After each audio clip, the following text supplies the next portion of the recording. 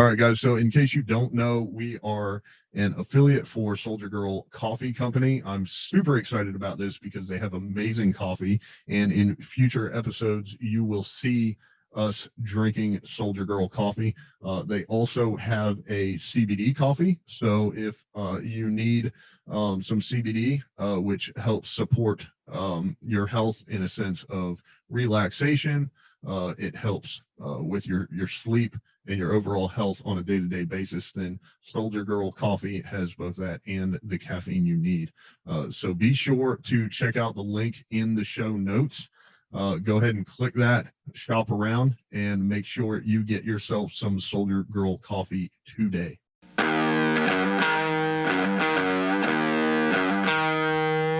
Welcome to the Business and Brews podcast, where our mission is to highlight local businesses and shed light on different industries. Welcome back, ladies and gentlemen, to the Business and Brews show. I, of course, am Ryan Smeltz. I'm super excited today to have Clint on. I kind of just met him, and we were chatting all day thanks to Dan actually connected us. So super excited about this. But Clint, just real quick, go ahead and tell us who you are and what you do. I'm Clint Bowers. I run Ei8ht Industries, and it's a nonprofit. I'm a Marine veteran, so I started it for veterans. Started it with my best friend, who was also a veteran. He's no longer with us. He's passed away, but we started it to raise awareness for veteran suicide and to help fight veteran suicide. And so we do that through dirt bikes, using them and getting what we call throttle therapy. So that's in a gist what we do. That's awesome, man. Well, that's good that you're carrying on with the mission. You know, even though I'm sure that's what he would have wanted, but that's some good stuff. I'm super excited, man. I am going to talk real briefly about Soldier Girl Coffee. This is the Business and Brews show, so I have brews, not your typical kind, but I actually have just a little bit left, so I'm about to need a refill. But one thing I love about this company is Soldier Girl Coffee is run by a disabled female veteran. And her company is focused a lot on stopping veteran suicide, as are so many others. So I'm super excited about this. I'm just going to go ahead and say, Clint, that we're going to also have you on the Veteran Talk Show. I think what you're doing is super important as it relates to veterans. So I don't think I would be doing anyone justice by only having you on here and not telling that audience as well. So super excited to dig into it, man. I think my number one question, Clint, is what gave you guys the idea, and how did you get started? Well, it started with when I met my best friend. His name was Chad Garrison. He was an Army veteran. He was wounded in Afghanistan, and he ended up moving in next to me, and he had purple heart plates on his truck. So I went over to introduce myself and like, hey, man, I'm a veteran too.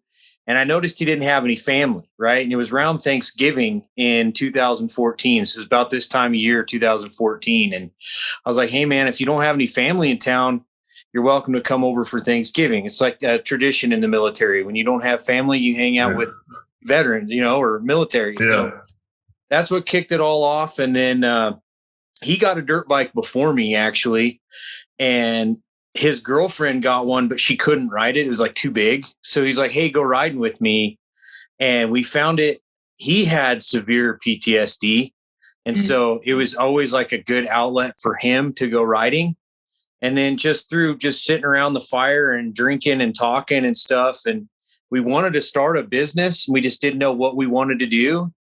And we knew that we wanted it to involve dirt bikes because dirt bikes made us happy. So what better way, that old saying, if you do something you love, you'll never work a day in your life, right? So that was what we decided we were going to do with dirt bikes. But how were we going to make dirt bikes a business? There's so many companies out there. You need so much money to make dirt bikes a business. And we were just like, why don't we just take veterans riding, share the same experience that we've gotten from it with them? And that's where it was born. So that's how we got started. And then I had a couple fellow Marines commit suicide. And so we started pushing more toward the, hey, let's do it for them kind of mentality. And it's just kind of slowly grown from there.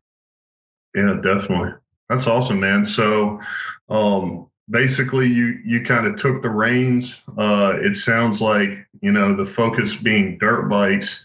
Do you guys, I guess I'm really curious about the outreach. So obviously, you're on this show, so people are going to hear about you, but how do you get the word out? How do you network to find other veterans? Well, I try to spread the word through a lot of the veterans Facebook pages, anything and everything that's veteran associated on Facebook. I try to get in on that. I'm a member of like the Irreverent Warriors Facebook page. Nice. I have my own Facebook page for Ei8ht. I do a lot of TikTok stuff, like mostly inspirational, motivational stuff on there. That's kind of been the base. I branch out and I spread the word with a lot of people that ride. There's actually a huge veteran community inside the moto community. So they kind of mesh really well. And the beautiful thing about the moto community and the veteran community is they're very similar. You could break down on the side of the trail and it would be, somebody else riding along and they'll stop to help you no matter what. And just like back in the day when we were serving, if you were in the PX and you didn't have the money to pay for something, somebody behind you'd be like, hey man, you want me to cover that for you? So they intertwine really well. And so that's been what I've been doing, branching out to every social media outlet I can. The big thing I need to do, and I keep dragging my feet, is I need to go get with the VFW and go be a part of the VFW, because I'm not part of the VFW. The American Legion, those are two things I really need to go do. And I think it's important for us as veterans now to be a part of those organizations, because they're slowly dying out. Like they're not like hip with the new veteran community. So I kind of want to do that and approach the older veterans just to get some of their support too. They may not be able to ride, but at one point in time, I guarantee you there's some old salty dogs out there that were on a two-wheeled vehicle, So getting the older generation involved to help us younger generation, because I think we have a lot in common with like the Vietnam era veterans. Now, granted, we didn't deal with half the shit they dealt with, but mentality wise, like the way shit's going down, that's kind of how I feel, is like we got a lot in common with them. So that's another avenue of networking, mostly word of mouth too. Like I do a lot of, hey, I run a nonprofit, check us out. Anybody that I approach for stuff for Ei8ht, like, sponsor companies, the people that sponsor me for racing, I tell them all the time, like, hey, I run this nonprofit. And I actually got a sponsor that was, I had applied for it as a personal sponsorship for racing. And they ended up, when I told them what I was doing, they gave me a whole new level of sponsorship.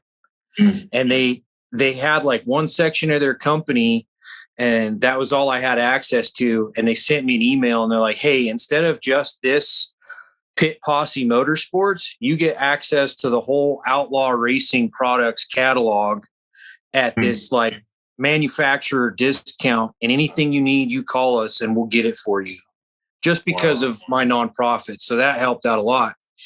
And that helps with like bike parts and everything. So it's like having a sponsorship from a big moto supplier, and that's exactly what it is. So stuff like that, just telling people what I do, it works.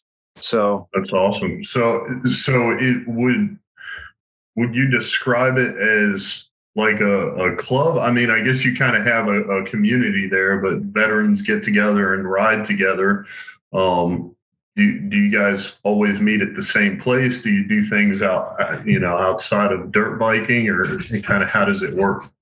Yeah. So it's obviously it's more focused on dirt bikes, but it's mostly outdoor. Like, if a group of us wanted to get together and go fishing, we would do that. I have a lot of different skills for this. I like to fly fish. I know how to hunt, so if a veteran approached me and said, "Hey, I'm not too keen on the riding the dirt bikes, but, you know, I just want to hang out and drink and shoot and do whatever." Okay, let's do that. Let's go have a party out in the desert, let's go to the mountains. Let's go find something to do, so we do that, right now I don't have a lot of people like that participate, quote unquote, in a program. Like, it's not a program. There's no signups needed. All anybody has to do is just get a hold of me and say, "Hey, I'm interested in what you're doing, and I think I kind of want to learn how to ride a dirt bike, and I've got extra bikes so I can take them out and teach them. I've got resources with the place here in town. They actually rent and do training for motorcycles. So they're like a whole completely different separate outfit. And they've already told me, like, "Hey, if you want us to help out, we'd be more than glad to, give you a huge discount on rental prices and stuff like that, and classes for people and stuff like that." So there's that. But yeah, I mean, pretty much it's more about building the camaraderie and raising awareness, so if people don't necessarily want to ride, we can find something to do, if that makes sense. But it's more focused on riding. I've got a guy after this. He runs something in North Carolina I can connect you to, because he does something similar to what you're talking about from the outdoor standpoint with veterans. I think he's located right there in Fayetteville. Okay. So he'd be a good dude to connect to just kind of pick his brain. And I mean, if nothing else, I'm pretty sure he's local to the North Carolina area. So it definitely, you guys would be able to help each other out, because, obviously people from here aren't coming up there and vice versa. Right. Absolutely. Yeah.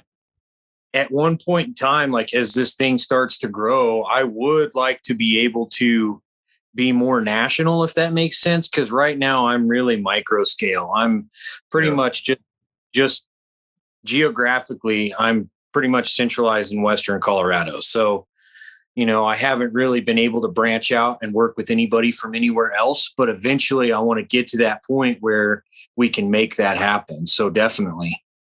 Yeah, that's cool, man. So now because of your specific location, I've got somebody else I can connect you to that is in your area, very focused on stopping veteran suicide. So, and she was in the Army for 10 years, I think. So awesome. That'd be a good connection. But yeah, man. So I think you talked about it a little bit, Clint, but I'm definitely curious because, starting a nonprofit has a whole different animal of challenges than your standard for-profit business. So getting to the point you're at right now, what are some of the challenges that you saw, or maybe a challenge you're dealing with right now, and what did you do to overcome those? Perseverance. that's the big thing. There are so many administrative things you have to overcome when it comes to getting a nonprofit, because you actually have to follow a specific set of steps. It's not like you can just walk down to the local clerk's office and be like, "I want to file for a nonprofit." It doesn't work like that. So the first thing for me, the first hurdle was articles of incorporation for the state. So each state is different. You actually have to start with your state, and then you can go to the federal level. And so it was relatively inexpensive to file for that. So I actually have an EIN, and I'm actually a nonprofit business in Colorado. And now the big part is getting the IRS paperwork done, getting all that stuff.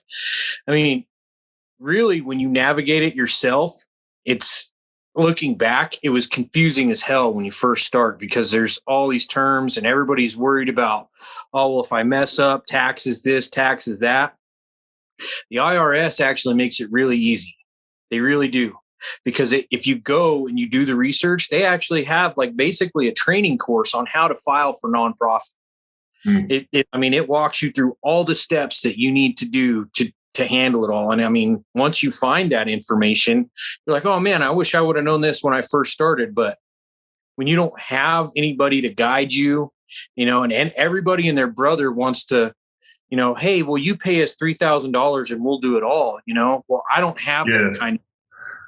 Right. So I was like, at some point in time, somebody has had to have done this by themselves in order to get to the point where they're charging people to do it. Yeah. So that was where I was like, I'm a do-it-yourselfer. I can figure it out. I'm half-ass intelligent. I'm not the normal crayon eating Marine, so green's my favorite flavor. But anyway, so that's what I did. I took it upon myself to figure it out because I wanted to get it done. And that's been one of the biggest hurdles, is just all the little stuff, all the processes, right? Right now, the biggest hurdle for me, honestly, is financial. Like it takes it takes money to make money. And I'm doing all of this out of my own pocket pretty much. Like I haven't really had a whole lot of income from anything to help support it. So it's all been really slow because of financial reasons. Yeah. So that's been really the biggest challenge, is finances, and then just the details. Yeah. So it sounds like you've got pretty solid footing, like where you're at. You've got, veterans reaching out. You've got the plethora of resources and activities. So like kind of where you're at right now, and you talked about this a little bit, like I know where you want to get as far as a national level, but what do you see happening like in between where you're at now and getting to the national level? Like how many veterans are we talking here? What are you looking at as far as the types of veterans or the outreach, or what do you see the future of the nonprofit being? What I really see the future of the nonprofit being is, an alternative form of therapy for veterans. That's the overall goal, is to get to a point where at some point in time, somebody says, hey, there's this program that might help you. And it's, dirt bike riding is so much more than getting on a motorcycle. And the things that you learn and the things that you have to do to be able to be physically fit, mentally acute, to ride these dirt bikes, they help you as an overall person, right? So, grand scheme of things, yes, I want to be on like a national level. I want to be recognized, within the veteran community as somebody that can help. And I want to be able to, point veterans in the resources they need to get their minds right. Right. I want to be able to actively partake in helping a veteran in crisis. Now, I'm not going to be like on the same level as the crisis line ever. I'm not going to, that's not the mission. It's basically to be that friend in need when somebody needs me. I want it to be a bunch of veterans that help connect other veterans to the sport in whole, ideally. So, like the Silkies hikes and things like that people do. I want to be on that level, but I want it to be with motorcycles.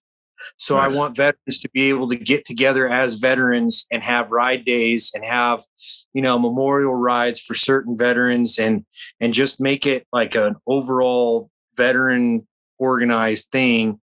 And then also I want to be able to have veterans that are associated with us that race. So basically have a race team, and have it all be prior service military members and or their families that go out and say, hey, this is why we're racing today, because of, Specialist Chad A. Garrison, and that was my buddy's name. That's why I used it. But stuff like that, like, does that make sense? Like, I hope that answers your question, because that's ideally the goal. Like, I want it to be something that helps, You know what I'm saying? Like, I want it to be a program, like an official freaking program, you know, where I can get a veteran that is having trouble or just wants to get away, you know, and have them come out here for a couple weeks and just get to go ride and experience a new thing in life, you know, or have a veteran that doesn't know where they're supposed to be in life or know what they want to do with their life when they get out. Like, oh man, what am I going to do now? Hey, I'll teach you how to fix dirt bikes. Maybe you can get a job doing that. See if you like it, you know? And so that's what I want to get. So definitely, man. So something I thought of while you were talking about the Silkies hikes with Irreverent Warriors. I've only been to 2 of them, but I kind of see the parallel there where, you know, you're riding motorcycles or dirt bikes. And then just like with the Silkies hikes, you've got a bunch of people that are like, hey, what are you guys doing? And now you're handing them a business card. It's like, you know, tell you all about it. There's a website and whatnot. So that's pretty exciting, man. Now I want to transition into what we call the questions we've had brewing. The first one, not everybody reads, but I know a lot of people listen to podcasts, audiobooks, YouTube videos, stuff like that. So I'm definitely curious in all this, Clint, what content are you consuming? Whether that's a book or podcast, whatever. Oh man. So I try to keep my mind sharp as much as possible. And so I do consume a lot of different podcasts. I listen to like the Free Range podcast by Black Rifle. There's so much good info in there.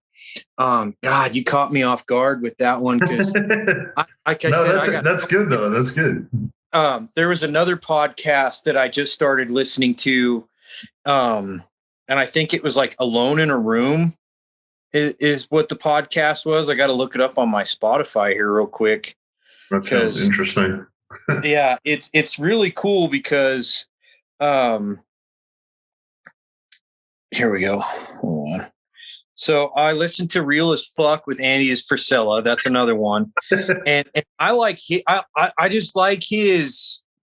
It's not really so much as like I don't give a fuck, but it's definitely refreshing to hear somebody with just a no bullshit assessment on things. I listened to the Jocko podcast. Have you ever heard of Jason Ellis? Do you know who Jason Ellis is? I've heard the name. Okay, so he's like an extreme sports dude. He used to have a show on Sirius XM, and he's just a funny ass dude. So that's like a kind of like an off brand, like just a break the monotony type show that I listen to.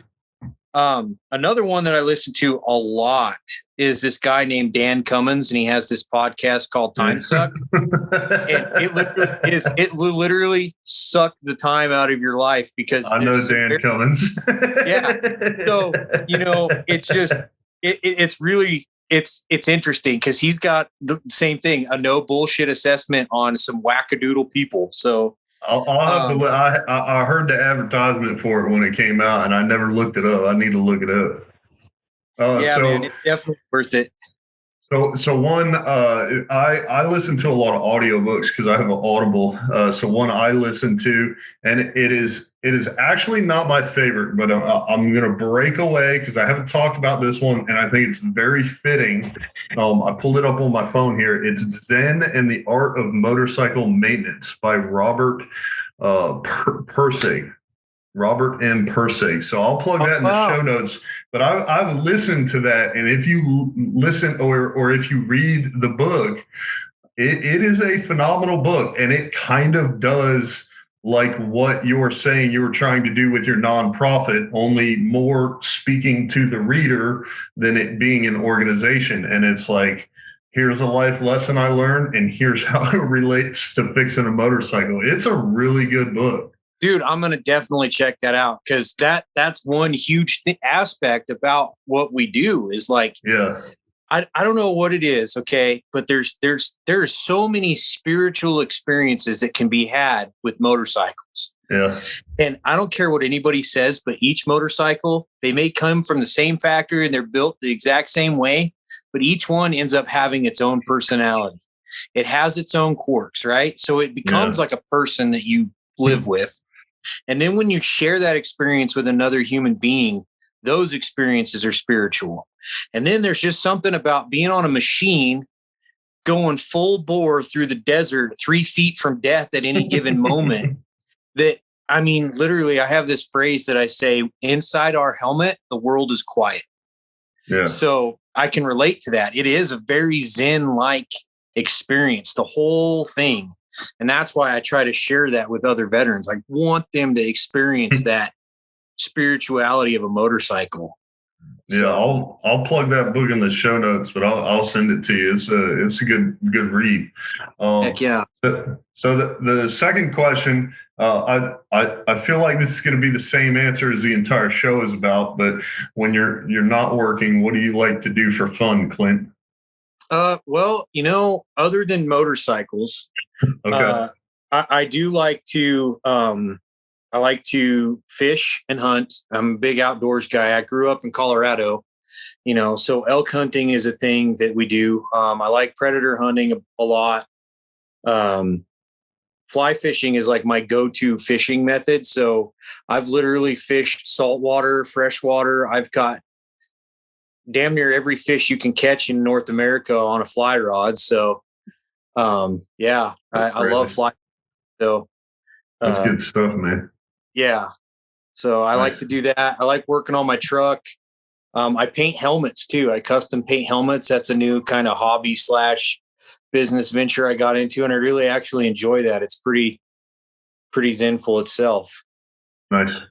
That's awesome, man. So this one, sometimes people know the answer and sometimes they got to think about it. So I always get excited when I ask this question, but Clint, if you could have a beer with anyone, dead or alive, who would it be and why? Gosh, damn, I'm only limited to one person.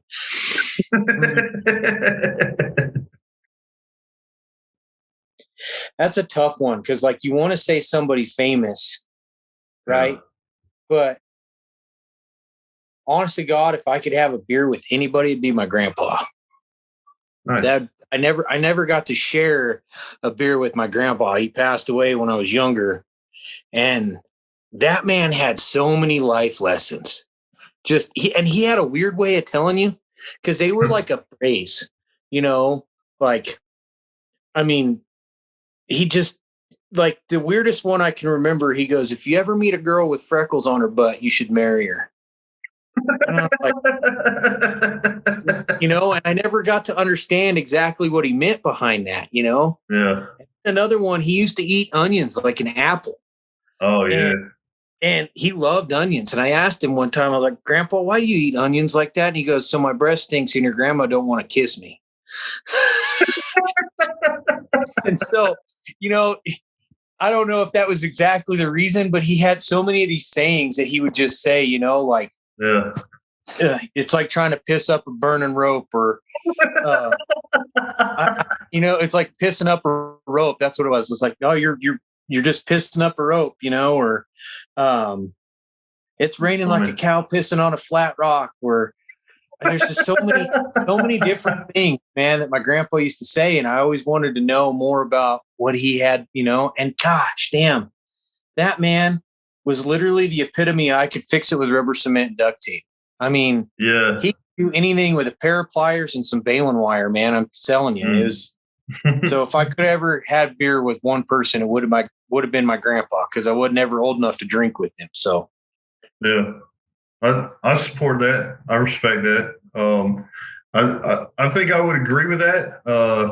One of them passed away before I was born, and the other one, I think I was 4 or 5. So never really got to know either one. So I don't have any cool phrases like you, but I would support that idea. Get a bunch of granddads together and have some beers. mm-hmm. Yeah, Nice. It's going to be a hell of a party when I get there. I know that. I got some good people waiting on me. So, oh, well, that's fantastic, man. So Clint, as we wrap up, I got one last question for you. I'm going to kind of combine it though. So it's going to kind of be a two-part question, but probably the most important one of the show. That's where can people find you? And what is the best way? Because I know a lot of people that listen to and watch this show are interested in supporting veterans and the mission to stop veteran suicide. So what is the best way that they can support your mission? So first way, we are on almost every major social media platform there is. I'm on TikTok. I'm on Facebook. I'm on Instagram. I'm on Twitter.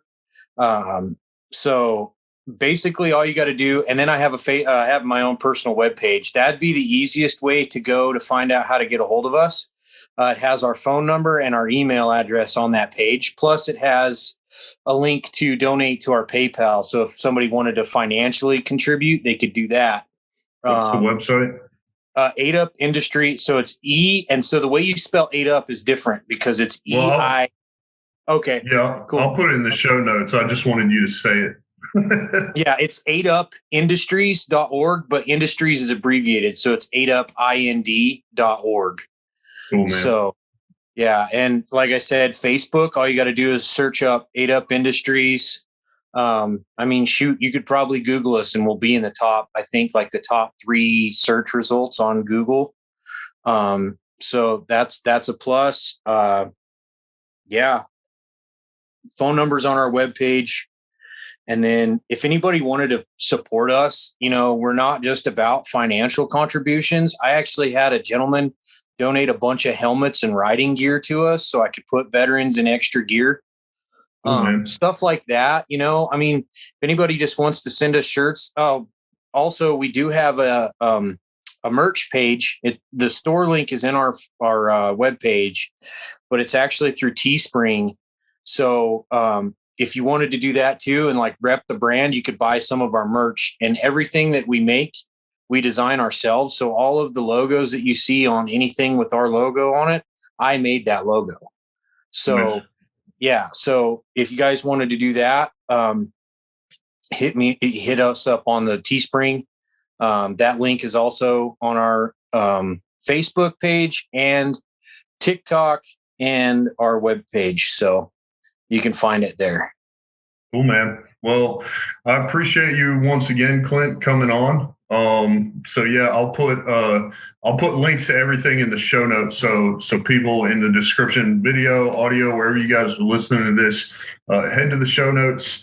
Sounds like you can get merch. You can follow, subscribe to Ei8ht Industries on all their social media and what have you. But also, if you're the type of person who's, like me, super busy, got a lot going on, maybe can't juggle all this stuff or whatever, and you just want to send them some financial backing, then I'll have all the links for all of that stuff in the show notes. So be sure, hey, like and subscribe. It is free. So head on over to Ei8ht Industries on Facebook and Twitter and TikTok, and be sure to show them some love. I really appreciate it, Clint. Thanks so much for coming on. And I'm going to shoot you a message because I probably have 4 or 5 people now that I think I could connect you with. All right. Yeah, I really appreciate it. Yeah. And just one more tidbit. Just getting the word out about what we're trying to do. That is huge. That helps more than almost anything. So just letting people know what we're trying to do, send veterans our way.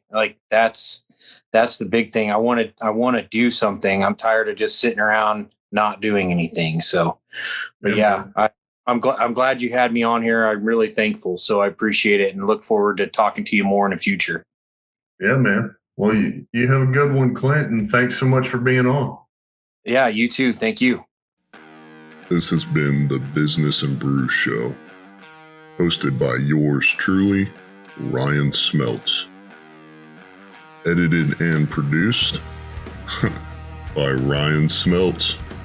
Join us on the next episode. Be sure to tell your friends and give us a 5-star review.